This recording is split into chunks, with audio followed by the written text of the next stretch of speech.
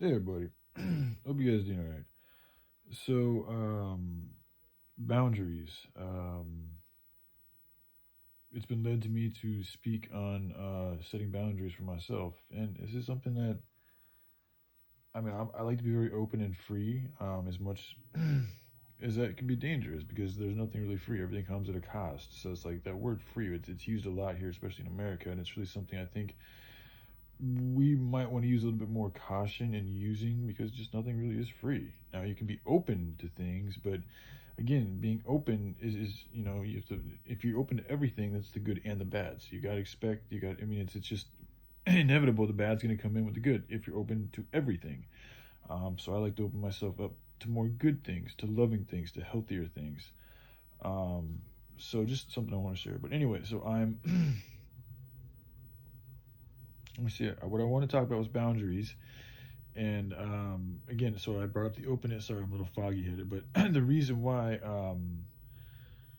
it's good to be open minded because it helps you see outside of the box and things. But you want to make sure also that you're not open to the things that are going to destroy your attempt to help recreate the box.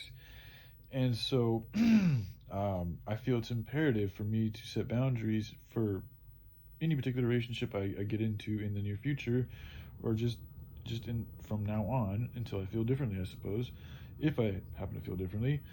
And those boundaries are very simple. It's just first of all, no more blame game. Okay, we all is something for myself too. Like every time I play that victim mentality, and I've done it before, stuff continues to get darker and darker and darker and harder and harder and harder because you're not going with the flow. You're not going with the fact.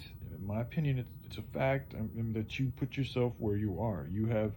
I feel we have more responsibility for our lives and the way they come out than we think, or than we've been told, or than maybe we realize. And so, one of the ways that we retake that power, because it's a power that's been lost, like that's a serious power, like knowing that you have the ability to change the course of your life, is very powerful. And so, in order to really do that, you got to take accountability from where you're at, right now. So, blaming people for other things that when you it's something that like there's nothing it's different. Exposing evil and like seeing injustice, that's totally different. That's just using your discernment to see something that's wrong in the collective, and you're bringing attention to it for good purpose.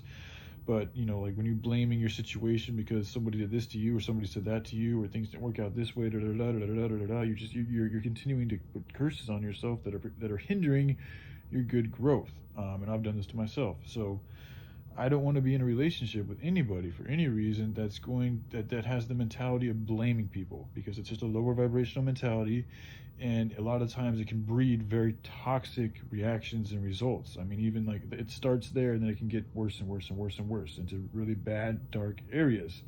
So I don't want to go there. I'm just getting into a lighter, more healthier place in my life, and I appreciate it. My parents are being very cooperative with me working on the project while I continue to heal myself and take care of things. So that's good. And I want to keep it that way, and I want to keep it growing in that way. And that's the way that I also feel the collective needs to grow. So I want to do my best to share that good example for individuals, myself, and the collective.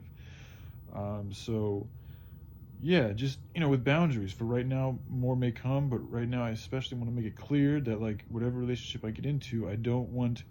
It's okay to express feelings. Like if something has hurt you, that's okay. But like there's also a reason why that pain came to you. And there's a way to do these type of things without like spewing hatred, and wanting to hurt other people. Like I can feel when people want to hurt me, and it's like I'm just not like I don't want to hurt anybody else. I really don't. Like things have happened to me in my past, and things have continued are always going to continue to happen to me, and I find that whenever I try to redirect that pain back to somebody else, it just continues to perpetuate my own pain. It doesn't solve the problem. It goes back to revenge. It's also why I'm a big advocate against revenge, because it doesn't solve any problems. It just perpetuates more problems, actually. So the same thing I feel should be true, or I want to at least my relationships to be associated with that, with not blaming people, with not taking vengeance, with just being as healthy and loving and good as we can to each other. Um, so yeah, just no more blame game, no more hurting people.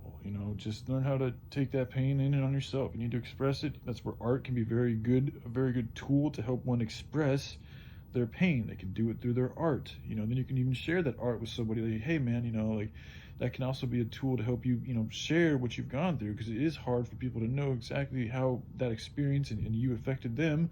But art can help you give them a different picture, perspective of what the situation happened, or how it went down, and how it affected you emotionally. And then that just gives, I think, people a more in-depth view into you and how you feel about things. Because sometimes, people express things differently. Some people express things very well with their mouth. Some people express things very well with art, painting, drawing, sculpting, music.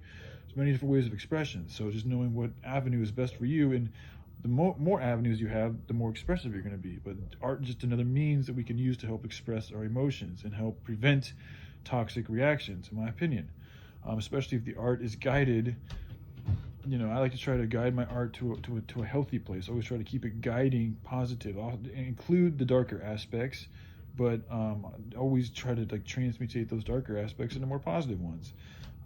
The art that I've drawn in the past that's been more negatively, that just perpetuates more negativity. So again, your art has a theme, and with that theme comes a pattern of information that's going to help have an effect on your environment, or whatever type of way that art was intended to do. So yeah, all right. I think that's good for now. I love you guys. Y'all take care. Bye.